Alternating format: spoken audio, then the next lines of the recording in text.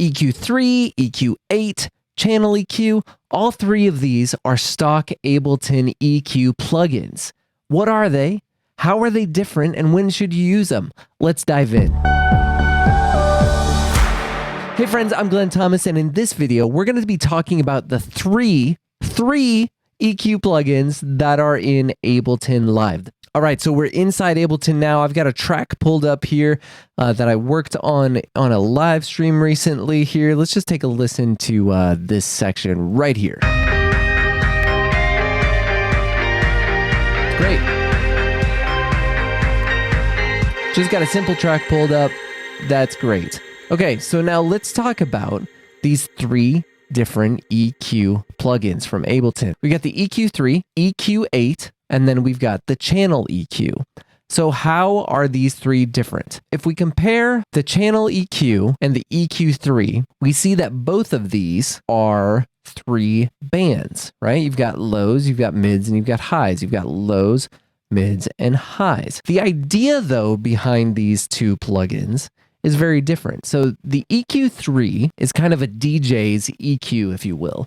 It's also kind of a utility EQ, if you will, right? Because in the EQ3, what we can imagine if we use this EQ8 to kind of play this example out is that we've got three of these kind of band pass bands in here. So right now, pretend that this is my low frequency right here, right? And I'm saying up to 250 hertz, down to the low end. That's what I'm adjusting, is this band. But then we've also got a mid band. So we might take these two and we might scoop them up here. And then we've got this mid band. Finally, you've got the highs, the gain highs here, and that's this high band EQ. All three of these are just kind of band pass style. They have crossovers that you can adjust. So essentially, we've got these three kind of band pass, if you will, sections of EQ in the EQ3. And you can adjust those. You can boost them in sections, gain, mid, high, etc., but you can also use these on-off buttons and just toggle out. So if we listen to this track again here and we play around with this EQ3, you'll see what I mean here.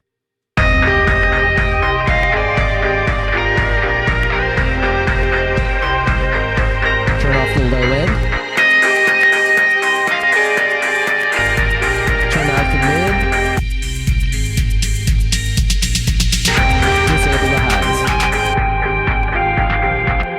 Right? So this is kind of a utility plugin. It's a DJ plugin because these are good things for filtering quickly. These are great to map to encoders on some sort of a MIDI device. They work well for that type of thing. How it differs from the Channel EQ is the Channel EQ is more similar to how EQs work on, say, an analog mixing desk. Your low is going to be generally a shelf where it has this curve up and then a flat section, unless you use the roll-off, and then in that case, it's still a shelf, but it just has a low cut on it. The mid is going to be a bell curve that you can kind of sweep around throughout here. It's a semi-parametric EQ. Can't adjust the Q, how narrow or wide that boost or cut is, but you can adjust where it's at. It's a sweepable mid. And then again, you've got this high shelf. So this is how analog mixing desks have worked for a long time. So that's why this is called the Channel EQ, because it's similar to the EQ strip that you would have on a channel strip on a desk. So again, EQ3 is kind of the DJ EQ. The Channel EQ is a 3-band analog mixing desk style EQ that helps you kind of dial in some fast settings like you would on an old analog desk. Then you've got the EQ8, which is more of the surgical style EQs. You have all these different types of EQ points at your disposal, notches, band passes, bell curves, all sorts of things that you can really do some more surgical work with your EQs. So essentially, if I were to sum this up, EQ3 is kind of your utility live EQ. Channel EQ is your throw it on and dial in a sound quickly. EQ8 is your surgical EQ. So of the three, I find myself reaching for EQ8 almost exclusively.